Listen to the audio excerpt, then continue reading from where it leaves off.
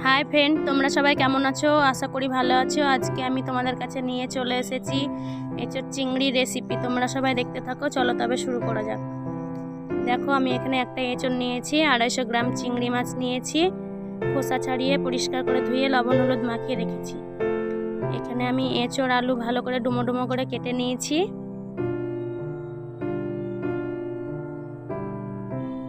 এরকম ভাবে তোমরাও কেটে নেবে। কড়াই বসিয়ে দিয়েছি, কড়াইয়ে জল দিয়ে দেব।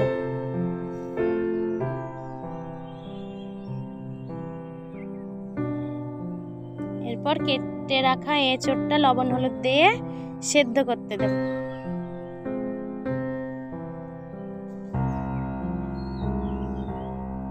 পরিমাণ মতো লবণ, পরিমাণ মতো হলুদ দেব। নাড়াচাড়া করে ঢাকা দিয়ে দেব। আমি এঁচোড় চিংড়ির জন্য উপকরণগুলো নিয়েছি: টমেটো, কাঁচা পাকা লঙ্কা, আদা, রসুন। ততক্ষণে মশলা বেটে নেব। আদা, রসুন, কাঁচা পাকা লঙ্কা, গোটা জিরে দিয়ে বেটে নেব।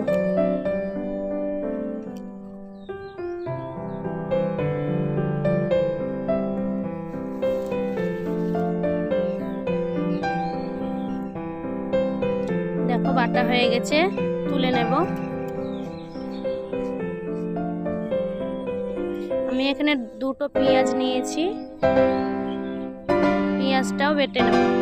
পেঁয়াজ বেটে দিলে গ্রেভিটা একটু ভালো হয়। তোমরাও এরকম ভাবে বেটে নেবে। তোমরা চাইলে মিক্সিতেও বেটে নিতে পারো। দেখো, আমার বাটা হয়ে গেছে, এঁচোড়গুলো সিদ্ধ হয়ে এসছে। নাড়াচাড়া করে দেখে নেব। দেখো, সেদ্ধ হয়ে গেছে, নামিয়ে নেব।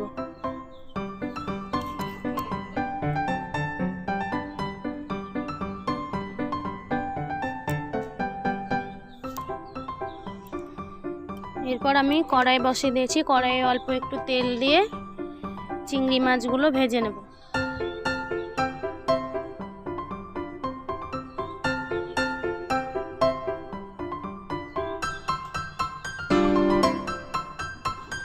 নাড়াচাড়া করে ভেজে নেব। দেখো, ভাজা হয়ে এসছে, তুলে নেব। ওই তেলেই আমি কেটে রাখা আলু লাল লাল করে ভেজে নেব।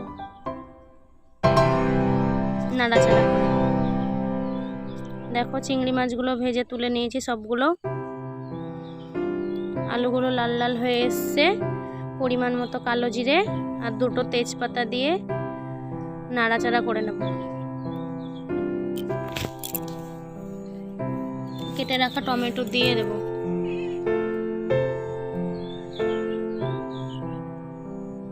টমেটোগুলো নরম হয়ে আসলে বেটে রাখা মশলা দিয়ে ভালো করে কষিয়ে নেব।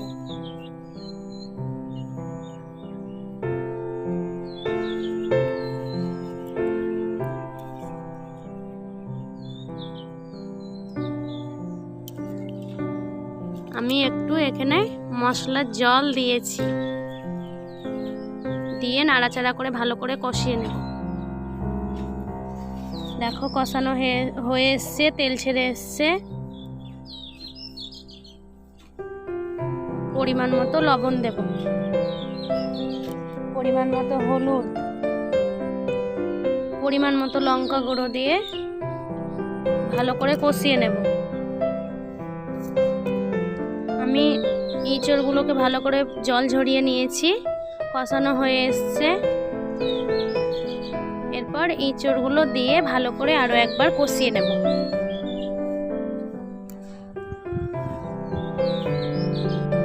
দেখো, এঁচোড়গুলো দিয়ে দিয়েছি, নাড়াচাড়া করে নেব।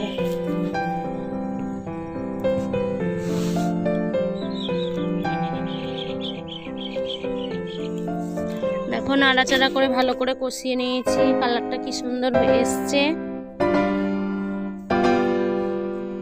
আর জল দিয়ে দেব পরিমাণ মতো।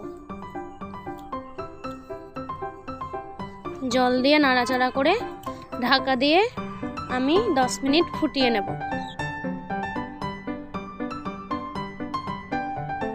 10 মিনিট হয়ে এসছে, ঢাকা তুলে নাড়াচাড়া করে নেব।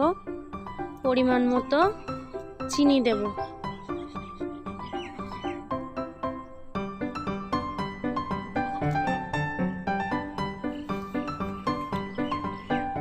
ভেজে রাখা চিংড়ি মাছগুলো দিয়ে নাড়াচাড়া করে নেব। নাড়াচাড়া করে 5 মিনিট ফুটিয়ে নেব। 5 মিনিট ফুটানো হয়ে গেছে।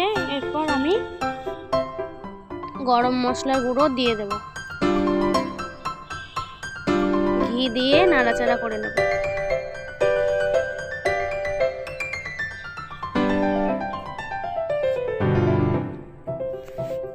কিছুটা কেটে রাখা ধনেপাতা দিয়ে আরো একবার নাড়াচাড়া করে নামিয়ে নেব।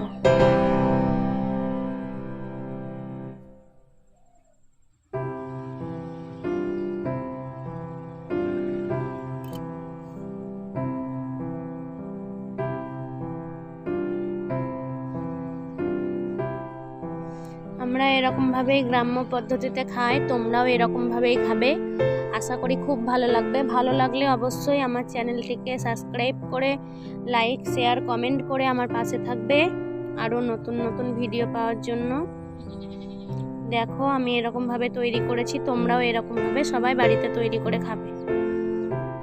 সবাই ভালো থেকো।